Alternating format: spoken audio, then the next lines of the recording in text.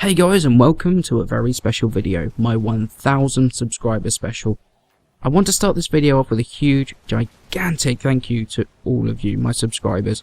Without your support on these videos, I wouldn't be here with you today, celebrating a milestone with the motivation to carry on making content for you all. Thank you all so much. Now, to salute this occasion, I've finished maxing the Mark 1 Bratton and the Lato, and I'm going to be running a T4 Exterminate in the background during this video, to show that no matter what weapon you've got, whether it's a starter or a top tier weapon, you can still be effective.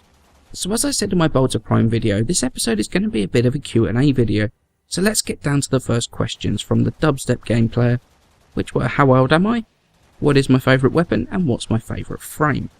To answer the first question, I am 27 in March. The other questions are a little bit more difficult. However, I'd say that Nyx is probably my favourite frame, and sadly doesn't get the playtime she deserves from me. She was the first frame I actively farmed for in this game, and I spent probably the next 6 months playing only her, paired with the Bolter under the Damage 1.0. Even today, she shows as my most played frame in the game. Favourite weapon is a little bit more difficult, but funnily enough is probably a weapon that many people is not going to suspect, and that is the Karak.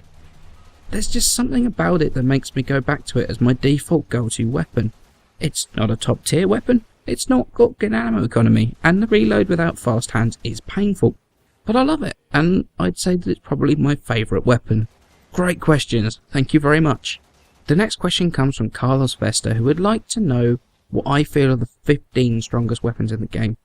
Now, I'm not going to go through all 15, however I'd say that the top 5 in no particular order are probably the Dread, Sinnoh Gammacore, Soma Prime, Bolter Prime, and probably the Vaykor Murloc. Now, I know that there are plenty of weapons that could have very easily made the top 5. However, these are what I'd class as some of the top tier weapons in the game right now. That being said, this doesn't mean these weapons are the most fun weapons in the game, but stats wise and performance wise they are pretty hard to beat. Our next question has been asked by Nicholas Utilia, which is, if I could be a potato, what potato would I be? Now that's a tough question, but I'd definitely be a reactor. It took a while to think about this, but when I think of my life and the amount of rough times and trials and tribulations I've been through in the last 10 years or so, to have come out of it stronger at the other end, now making content to hopefully help and entertain via YouTube, I definitely think I'm a stronger person for it. So a reactor would definitely suit me for sure.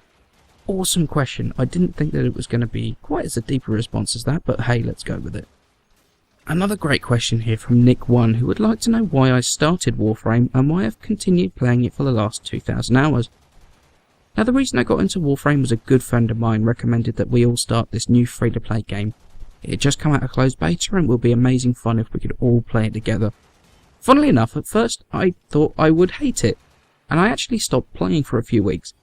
I came back to it, and after those few weeks I got absolutely hooked. I loved the gameplay, I loved the simplicity and how fun it was, and that for me has never really stopped. Okay, digital extremes are not exactly immune from problems and things that don't work, but the thing I love is that they come on the forums and say, whoops, my bad, and fix it as soon as possible, which from my point of view makes them very endearing. Also, in terms of a dev team, I've never met a dev team that is so easily approachable with ideas and solutions to problems.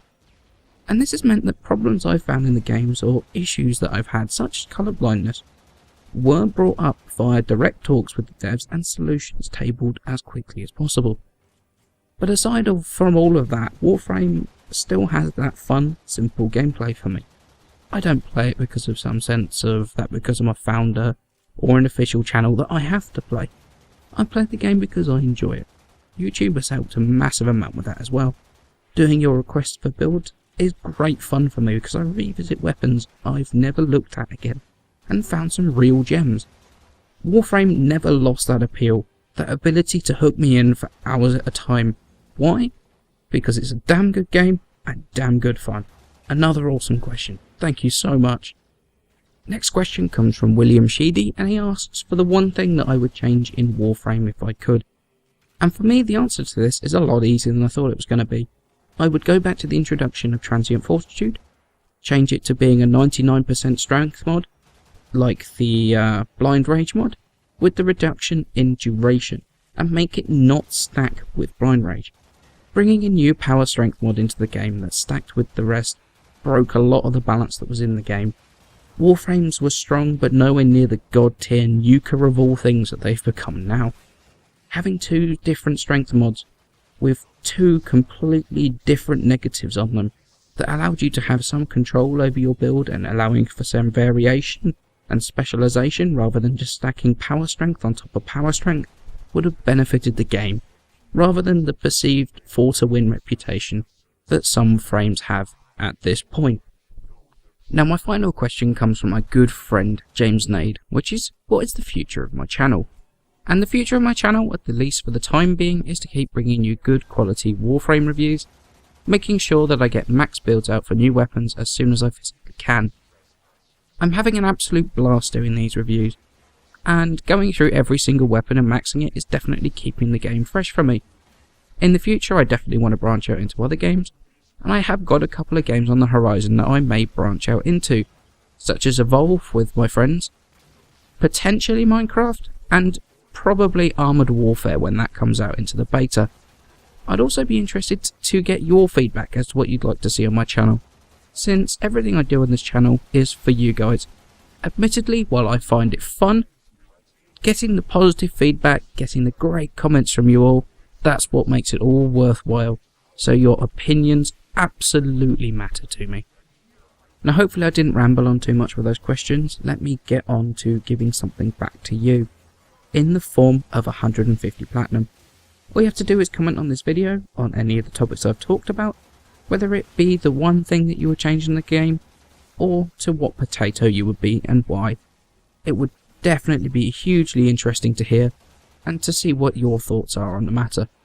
And the winner will be drawn at random next Friday the 7th of February. I also wanted to quickly talk about this Saturday the 31st, in which I will be doing some live streaming during the day. I'll be doing some giveaways of various items during the course of that stream, up to and including 2 of the Prismagorgons and primed heated charge mods. I'll post a video on my channel when I'm going to go live, but in the meantime feel free to follow me on Twitch, the link is in the description below, to get an email notification of when I go live. I'll also tweet when I'm about to go live, so feel free to follow me on Twitter for that as well. As always, many thanks for the 1000 subs. It means a huge amount to me. Here's to the future of this channel, and I shall see you in the next episode.